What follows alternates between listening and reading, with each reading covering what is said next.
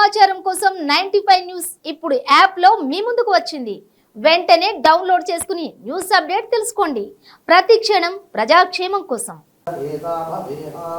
సమధ్వరా యోషసో నందదీప్రావే వసుజయే పదాయ అర్వాచీనం వసువిదం భగన్నో రథమివాస్వావాజిన ఆవహంతు అస్వావతీర్గోమతీర్నముషాసో వీరవతీ సదముచ్ఛందు భద్రాః ఘృతం దుహానా విశ్వత ప్రవీణా యూయం వాత స్వస్తిభిः సదానః వ్యోమాగ్నే భాగినకం సంగమధా భాగం చికీర్షతి అభాగమగ్నేతం కురు మామగ్నే భాగినం కురు యస్యో నామ రూపాభ్యాం యా దేవీ సర్వమంగళా తయోః సంస్మరణాత్ పుంసాం సర్వతో జయమంగళం శుక్లాం వరధరం విష్ణుం శశివర్ణం చతుర్భుజం మహాలక్ష్మీ దేవతా యే నమః శ్రీరమణాయ దేవతా యే నమః నీరాజనం దర్శయామి నీరాజనానందరం శుద్ధా.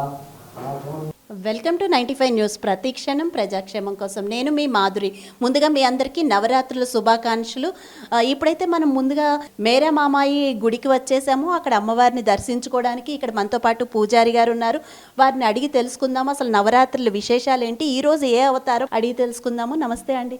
నా పేరు రవీంద్ర శర్మ, మామిళ్ళపల్లి. నేను ఇక్కడ ఒక 10 సంవత్సరాలుగా ఈ అమ్మవారికి సేవలో నేను గడుపుతున్నాను పూజారిగా. ఇక్కడ నాకు గుడిలోనే క్వార్టర్స్ ఇచ్చారు, ఇక్కడనే ఉంటున్నాను. మా చైర్మన్ గారు ఇక్కడ గుడికి ప్రతి ఒక్కటి కూడా ఫౌండర్ ఒకటి, అంతేకాకుండా సార్ మొత్తం గుడికి సంబంధించిన అన్ని మెయింటెనెన్స్లు కూడా చూసుకునేది కూడా వారే. అమ్మవారికి సంబంధించిన ఖర్చులు అనుకోండి అన్నిట్లను చూసేది వారే.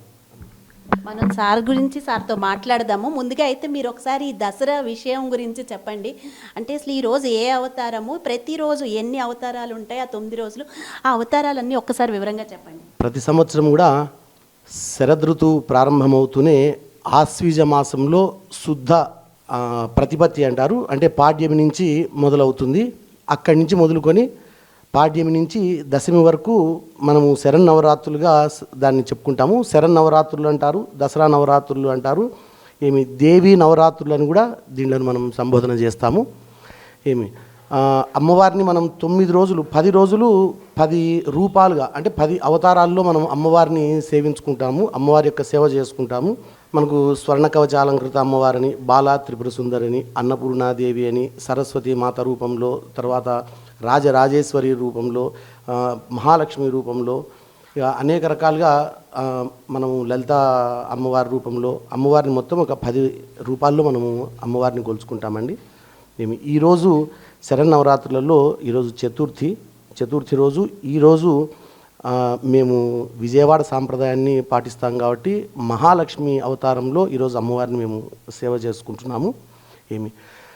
ఈ శరన్నవరాత్రులు అనేటివి మనకు అమ్మవారు రాక్షస సంహారం చేయడం వల్ల, అంటే చేస్తున్నప్పుడు మొదటి రోజు అమ్మవారు రాక్షస సంహారం ప్రారంభించి శుంభనిశుంభులు అనుకోండి, ఈ రకంగా అనేకమైనటువంటి రాక్షసులను రోజుకొక రాక్షస సంహారం చేస్తూ రోజుకొక స్వరూపంలో, అంటే ఆ రాక్షస శక్తికి అనుగుణంగా అమ్మవారు తన యొక్క రూపాలను మార్చుకుంటూ రోజుకొక రూపంలో అమ్మవారు రాక్షస సంహారం చేస్తూ 9 రోజులు రాక్షసులపైన యుద్ధము చేసి వారిని సంహరించి 10వ రోజు ఆ యొక్క విజయాన్ని మనము విజయోత్సాహంగా విజయదశమిగా మనము చేసుకుంటున్నాము. దాన్ని మనం దసరా అంటాము. అందరికీ తెలుసు. ప్రతి దసరా సాయంత్రాల పూట ఆ దశకంఠుని యొక్క విగ్రహాలను మనము గడ్డితో తయారు చేసి కాల్చడం, అదంతా కూడా రాక్షస సంహారానికి గుర్తుగా మనము అవన్నీ కూడా చేస్తున్నాము. ఈసారి ఈ గుడి గురించి చెప్పండి. ఇక్కడ భక్తులు బాగానే వస్తారా? రోజు ప్రసాదాలు అవి ఎవరు ఇస్తారు ఇక్కడంతా? ఇక్కడ వెలిసినటువంటి అమ్మవారిని మేము అనంతగిరి మేరమ్మమాయిగా కొలుచుకుంటున్నామండి. అమ్మవారి యాక్చువల్ ఇక్కడ మహాలక్ష్మి స్వరూపంగా అమ్మవారి పూజలు అందుకుంటున్నారు. అందరూ కూడా లంబాడి కమ్యూనిటీ అంటారు కదా, వారికి బంజారా కమ్యూనిటీకి అమ్మవారు చాలా విశేషమైనటువంటి వాళ్ళ కులదైవం అనుకోండి, వాళ్ళ యొక్క ఇష్టదైవము, గృహదైవాలలో అమ్మవారు ప్రధానమైనటువంటి అమ్మవారు ఒకటి. ఆ కమ్యూనిటీ బంజారాలందరూ కూడా ఇక్కడి నుంచే కాదు అనేకమైనటువంటి ప్రాంతాల్లో, ఇక్కడ చాలా వేలల్లో కుటుంబాలు ఉన్నాయి ఈ ఉప్పల్ ప్రాంతాల్లో. అంతేకాకుండా మనకు సాగర్ రింగ్ రోడ్ వైపు నుంచి, ఇటు వరంగల్ నుంచి, కరీంనగర్ రూట్ల నుంచి కూడా అనేకమైనటువంటి గ్రామాల నుంచి ప్రజలు వచ్చి ఇక్కడ అమ్మవారికి సేవలు అందుకుంటున్నారు. అమ్మవారికి ప్రతి శుక్రవారం కూడా అభిషేకాలు అవి జరుగుతాయండి. ప్రతిరోజు అమ్మవారికి మేమే నైవేద్యం పెడతాము. ఆ నైవేద్యానికి సంబంధించి అన్నీ కూడా మాకు సారు అన్నీ అందుబాటులో పెట్టి ఉంటారు. రాముల్ నాయక్ గారు, ముందుగా చెప్పండి, ఇప్పుడైతే నవరాత్రులు జరుగుతున్నాయి, దసరా రంగరంగ వైభవంగానే జరుగుతున్నాయి ఈ సంవత్సరం.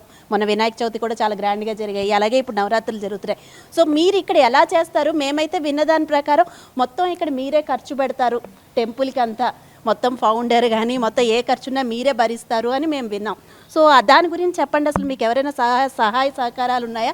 దసరా ఎలా చేసుకుంటారు ఇక్కడ? ఇక్కడ దసరా అమ్మ దాదాపు హైదరాబాదు రంగారెడ్డి జిల్లాలో 23 కాలనీలు గతంలో ఉండే అమ్మ, ఇప్పుడు 36 కాలనీలు అయ్యాయి. బంజారా కాలనీలు అంబేద్కర్ పేరుతోటి, గాంధీ గారితోటి, నెహ్రూ గారితోటి, రాజీవ్ గాంధీతోటి పేర్లతోటి చాలా తర్వాత మేరా శివలాల్ మహారాజ్ దేవులతో దేవాలయాలు వెలిచాయమ్మ.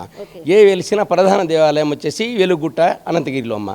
ఈ అమ్మవారు మా బంజారా జాతి, భారతదేశంలో ఉన్న బంజారా జాతులందరికీ అమ్మవారు ఆరాధ్య దైవం. ఆరాధ్య దైవానికి ఆయన ఇదిగా వరపుత్రుడుగా పుట్టింది శివలాల్ మహారాజ్ అమ్మ. అయితే ఇక్కడ ఈ కాలనీలో ఎవరైతే మెరమమ్మాయి తర్వాత కొంతమంది తులజాభవాని పూజలు కూడా చేసేవాళ్ళు ఉంటారు చూడు, వాళ్ళందరూ సిటీలో ఉన్నవాళ్ళు ఇక్కడికి వచ్చేసి వాళ్ళ సాంప్రదాయం, బంజారా సాంప్రదాయాన్ని ప్రతిబింబిస్తూ బంజారా యొక్క ఆచారాల ప్రకారంగా మా పూర్వీకులు ఏ విధంగా చేశారో ఆ విధంగా మంచి కార్యక్రమం చేసేసి కొంతమంది ఆటలు పాటలు పాడతారు, కొంతమంది చేస్తారు, చేసేసి ఆ కార్యక్రమం చేసుకొని సాయంత్రం రాత్రికి వెళ్ళిపోతారు మా ఇళ్లలో.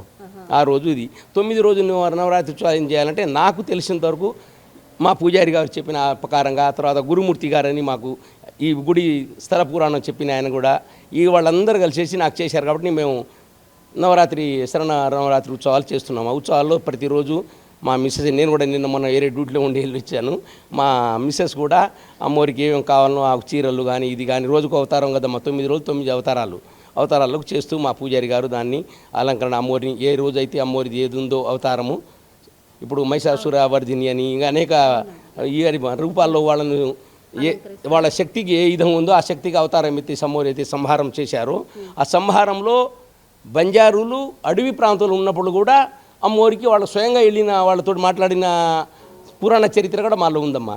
కాబట్టి దాన్ని ప్రతిబింబిస్తూ దానికి ప్రతిబింబముగా ఇచ్చేసాము. ఆ తర్వాత మా అమ్మ నాన్నల పేరుతోటి పూజారికి ఇల్లు కావాలి, పూజారి నిత్య నైవేద్యం జరగాలని ఆ ఇల్లు కట్టించానమ్మ. అక్కడ అది కట్టించానమ్మ. పూజారి గారు దాంట్లోనే ఉంటూ డైలీ నిత్య నైవేద్యం అమ్మవారికి అందిస్తున్నారమ్మా. నేను వారానికి 2 సార్లు 3 సార్లు వచ్చేసి పోతుంటాను. తర్వాత మాకు ఇక్కడ దగ్గరలోనే బాపు బంజారా కాలనీ ఉందమ్మా.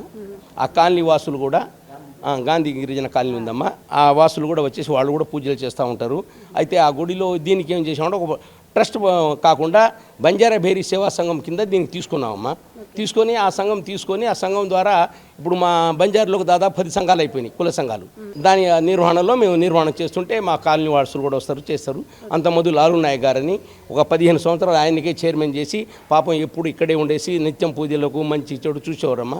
ఈ మధ్య కాలంలో ఒక 6 మంత్ కూడా కాలేదు, ఆయన స్వర్గలోకానికి వెళ్ళారమ్మా. అంటే ఇక్కడ అన్నదానాలు అలాంటివి జరుగుతుంటాయమ్మా. అన్నదానాలు చేస్తుంటాయి, గణేష్ ఉత్సవాలు చేస్తుంటాం.